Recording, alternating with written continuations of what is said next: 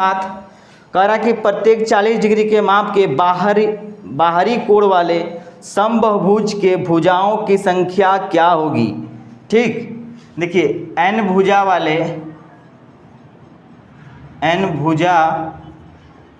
वाले समबाहुभुज के बाहरी कोण समबाहुभुज के बाहरी कोण बराबर 360/n होता है। तो बाहरी कोण कितना दिया था, इन करा 40 माप के बाहरी कोण वाले। ठीक है, बाहरी कोण कितना दिया है बाबू 40 बराबर 360/n।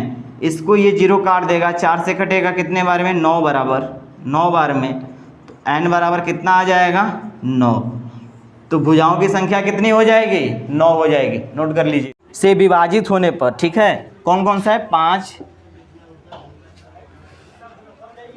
6, 8 एंड 9 से विभाजित होने पर प्रत्येक स्थिति में शेषफल 3 प्राप्त करता है। रिमाइंडर कितना देता है बाबू, तो 3 देता है। ऑप्शन से देखो, इस सवाल को हम लोग जल्दी सोल्व करेंगे। ऑप्शन नंबर देख लीजिए, पहला 363 है। दूसरा ऑप्शन देखिए आप, कितना दिया गया है, 365 दिया गया है। तीसरा ऑप्शन चेक कीजिए बाबू, 360 दिया गया है। और चौथा ऑप्शन चेक कीजिए आप, कितना दिया गया है, 373 दिया गया है। आप सोचो कि संख्या से जब भाग देते हैं तो रिमाइंडर हमारा क्या बचता है, 3 बचता है। तो आपको कुछ नहीं करना है, इन सभी में उस 3 को घटाइए, इन सभी में 3 को घटा दीजिए आप। 3 से जब घटाएंगे तो ये 360 आएगा, ये 3 से घटाएंगे बाबू तो 362 आएगा, ये 3 घटाएंगे तो 357 आएगा, और ये 3 घटा देंगे तो कितना आएगा, 370 आएगा। ठीक है, आप इसमें से किसी एक नंबर से चेक कर लीजिए। अगर वो नंबर, अगर 5 से चेक करना है, चाहे 6 से, चाहे 8 से, चाहे 9 से, अगर ये 5 से पूरा का पूरा नंबर अगर डिविजिबल, जो नंबर 5 से डिविजिबल हो जाएगा वही आपका आंसर होगा। या 6 से चेक कर लीजिए, किसी में से कोई भी नंबर अगर 6 से डिविजिबल हो जाए तो वो आपका आंसर हो जाएगा। तो देखिए, हम सबसे छोटा हमको लेते हैं 9 से लेते हैं। 9 का डिविजिबिलिटी का रूल क्या होता है, सबसे आसान होता है। आप देख लीजिए, 9 से डिविजिबिलिटी का रूल अगर हम चेक करते हैं तो ध्यान से देखिएगा बाबू, इस 9 से अगर हम करें तो देखिए, इस 9 से करेंगे तो पूरा का पूरा नंबर 9 से कटना चाहिए। देखिए ये 9 था ना हमारा, 9 से अगर करते हैं तो 6 3 9, ये क्या होगा, 9 से डिविजिबल है। आप देखिए 6 2 8 3 11, 9 से डिविजिबल नहीं है ना, तो ये डिविजिबल नहीं होगा। 7 5 12 3 कितना हुआ, 7 5 12 3 15, 15 9 से डिविजिबल है नहीं।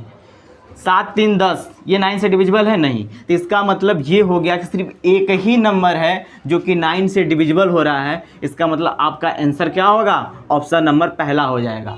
अगर आप इसको डिटेल में बनाना चाहते हैं तो इस पूरे टर्म का एलसीएम लीजिएगा आप, जितना एलसीएम आएगा उसमें क्या करिएगा, +3 जोड़ दीजिएगा, वहीं आपका क्या कहलाएगा, आंसर कहलाएगा। 10% की वृद्धि होती है। ठीक, एक वस्तु है, मान लेते हैं वो एक वस्तु का है, उसका क्रय मूल्य x था। ठीक है, कि एक वस्तु के क्रय मूल्य में प्रति वर्ष 10% की वृद्धि होती है। इसके 2 वर्षों के बाद, मतलब कि प्रत्येक साल 10% की क्या होती है, वृद्धि होती है। तो 2 साल का पूछा, इसके 2 वर्षों के बाद मूल्य ज्ञात कीजिए यदि इसका वर्तमान मूल्य इतना है, मतलब कि प्रेजेंट जो था मूल्य वो कितना दिया गया है, 40,000 दिया गया है। कितना दिया गया है, 40,000। आप बताओ कि दे रहा है परसेंटेज कितना दिया है बाबू, प्रति वर्षों में 10% की वृद्धि होती है। ये 10% क्या दे रहा है, इंक्रीज कर रहा है। ये वाला सिंबल इंक्रीज को डिनोट करेगा। ठीक है, 10% की वृद्धि होती है। आपको मैं एक एमएफ का, मेरा कंसेप्ट का एक चैप्टर होगा प्लेलिस्ट में, मैं इस वीडियो के डिस्क्रिप्शन में उसका लिंक दे दूंगा। आप लोग वहां जाके उस वीडियो को जरूर देखिएगा। ठीक है, देखिए एमएफ जो वृद्धि होता है उसको एमएफ हम पॉजिटिव बोलते हैं। क्या बोलते हैं, एमएफ पॉजिटिव। 10% का फ्रैक्शन वैल्यू क्या होता है, तो 1/10। जब एमएफ पॉजिटिव का मतलब कहता है बाबू कि ये दोनों, ये 10 तो हमारा बराबर तो रहेगा ही रहेगा, और मूल संख्या 10 है हमारी, 1 का वृद्धि हुआ है, तो टोटल कितना हो गया है, अब 11 की वृद्धि, 11 ना हो गया। तो आप ये कह रहा है n बराबर कितना दिया है, तो 2 साल के लिए। तो आप बताओ को हम कह सकते हैं 40,000 का 11 बटा कितना हो जाएगा बाबू 10 मल्टीप्लाई 11/10, 2 बार हुआ है तो 2 बार हो जाएगा। तो आप सोचो एक जीरो से एक जीरो काट देते हैं, एक जीरो से एक जीरो काट सकते हैं, ठीक है। 11 कितना होता है बाबू, तो 121 होता है। 121 का 4 से मल्टीप्लाई करें तो देखिए 100 का 4 से करेंगे तो 400, ठीक। 21 से 4 का करेंगे तो कितना होगा 84।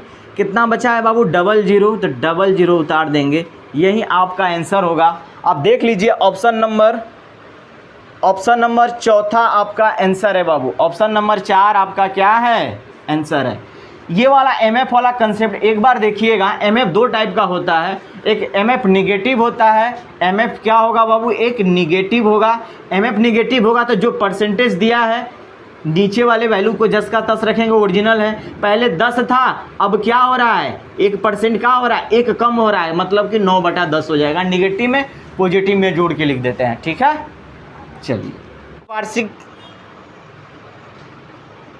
कंपाउंड इंटरेस्ट की दर से 2 वर्ष में 300 रुपये के मूलधन पर कुल कितनी राशि प्राप्त होगी, ठीक है। कह रहा है बाबू कि ध्यान दीजिए 300 रुपये के मूलधन पर पी बराबर कितना दिया है बाबू, तो 300, ठीक है। और आर बराबर कितना दिया है, तो 5%, ठीक। और एन बराबर कितना दिया है, तो 2 ईयर, ठीक। आपसे पूछ रहा है कि सीआई क्या होगा, ध्यान से देखिए। ऐसे सवालों को हम आर को क्या लिख सकते, 5% का फ्रैक्शन वैल्यू कितना होगा 1/20 हो जाएगा, ठीक। आप बताइए टोटल हमारा मूलधन कितना था 300, और कितने वर्ष के लिए बाबू, ट्री मेथड बता रहे हैं, पहला साल और दूसरा साल के लिए।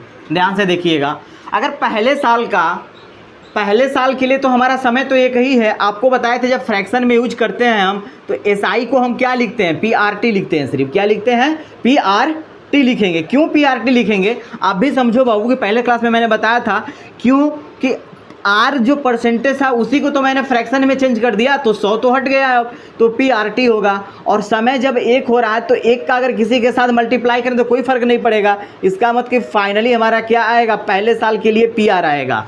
और एक बात याद रखिएगा, पहले साल का CI और पहले साल का SI आपस में क्या होते हैं, दोनों इक्वल होते हैं पहले साल के लिए, ठीक।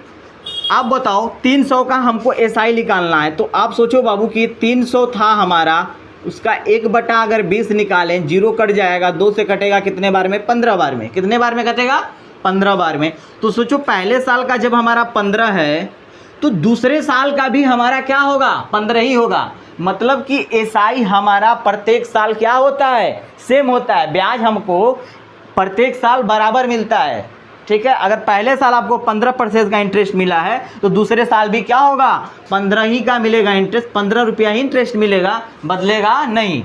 आप देखो अब हम इसका क्या लगाते हैं फिर। अब दूसरे पहला साल का बोले थे कि CI SI दोनों सेम होता है, तो 15 है तो 15 होगा। अब इसकी बात करते हैं हम, ठीक।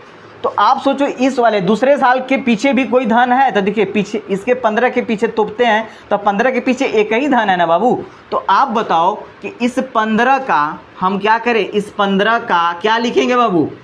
हमारा फ्रैक्शन वैल्यू क्या था, 1/20 था, इसको कटाएंगे हम तो ये जाएगा 4, 5 चौके 20 और ये हो जाएगा 5 तिहाई 15, मतलब कि 3/4 होगा। क्या होगा, 3/4 को जब पॉइंट में तोड़ोगे आप तो 0.725 आएगा, ठीक है। तो ये वाला इंटरेस्ट हमारा कितना आ गया, 0.75। आपको बताए हम हैं कि ये वाला जो होगा बाबू, ये केवल SI को डिनोट करेगा। किसको डिनोट करेगा, टोटल SI। ये कितना हो जाएगा, तो ये टोटल SI हो जाएगा। तो टोटल SI पूछेगा तो 30 हो जाएगा। आपसे टोटल CI पूछ रहा है बाबू, तो ये पूरा का पूरा क्या हो जाएगा, CI हो जाएगा। ये पूरा का पूरा क्या हो जाएगा, CI। तो 15 30 हुआ और 0.75 मतलब कि 30.75। आपसे पूछा क्या है सवाल में, CI तो CI बराबर वाट निकल, मतलब आपसे मिश्रधन पूछ रहा है बाबू। तो मिश्रधन बराबर होता है CI + P। तो आप बताओ P कितना दिया है, 300 प्लस सी आई कितना आएगा तो 30.75 जोड़ देंगे तो 330.75। ऑप्शन नंबर 3 आपका सही आंसर है, नोट कर लीजिए इसको। संजय, शॉर्टकट में ए से अजय, एस से संजय। संजय की जो राशि है, इन्वेस्ट जो किया है, इन्वेस्ट को मतलब आई से, ठीक है, और ये टाइम और नीचे प्रॉफिट की बात करेंगे, ठीक है, याद रखिएगा। तो इन्वेस्ट कितना किया है अजय? 10,000 रुपया इन्वेस्ट किया है। कितना किया है बाबू? 10,000 इन्वेस्ट किया है, निवेश किया है। 4 महीने के बाद संजय भी व्यवसाय में शामिल हो गया और 12,000 रुपये के साथ, कितने? 12,000 रुपये के साथ,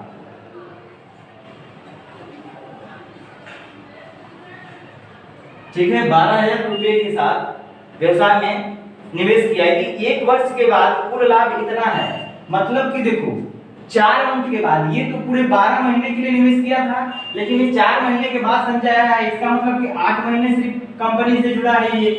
आप बताओ हमको, एक फार्मूला होता है बाबू, याद रखना आप, प्रॉफिट बराबर इन्वेस्ट इनटू टाइम, ये फार्मूला आप याद रखिएगा, ठीक। जो कटेगा उसको पहले आप कटाने की कोशिश करिए। देखिए 3 जीरो से 3 जीरो हमारे खत्म हो जाएंगे, ठीक। आप याद रखना 10 से 12 का मल्टीप्लाई कर देंगे तो 10 12 कितना हो जाएगा? 120, ठीक। 12 बटे कितना हो जाएगा तो 96। आप बताओ इसमें से भी कुछ कट सकता है, ये 12 से चाहो तो कटा दो इसको भी, 12 बटे 96 होगा। देखिए 12 दाने में कितना होगा? 120, 12 बटे 96, 2 से फिर कटा दो, 2 पाँचे कितना हो गया? 10, 2 चौके 8, मतलब फाइनली हमको रेशियो जो मिला 5:4 मिला। कितना मिला? 5 रेशियो, प्रॉफिट का जो रेशियो होगा वो 5:4 होगा। और कह रहा है कि कुल लाभ कितना होता है? 8100। कुल लाभ कितना होता है बाबू? तो 8100। टोटल लाभ हमारा, ये देखो 5 और 4 9 हो गया, 9 यूनिट का मान कितना दिया है? तो 8100 दिया है। 1 से कटा देना, 9 कितना हो जाएगा? 81, 900। तो आपसे पूछा क्या है इसमें संजय का हिस्सा क्या होगा? तो संजय का हिस्सा क्या है बाबू? संजय का यूनिट 4 ही ना है। अरे भाई संजय का हिस्सा पूछ रहा है तो संजय का हिस्सा क्या हो जाएगा? मतलब कि 900 से इसमें हम क्या करेंगे? गुणा कर देंगे, तो ये कितना हो जाएगा? 3600। अब देख लीजिए किस ऑप्शन में दिया है, तो ऑप्शन नंबर 4 में दिया है, आपका सही आंसर हो जाएगा। उतार लीजिए। ये फार्मूला याद रखिएगा, प्रॉफिट बराबर इन्वेस्ट इनटू टाइम, ठीक है, ये फार्मूला होता है, इसको नोट। दोस्तों सबसे पहले तो चैनल सब्सक्राइब करें, फिर लाइक, कमेंट और शेयर करें, और हाँ, हमारा एंड्रॉयड ऐप डाउनलोड करना ना भूलें।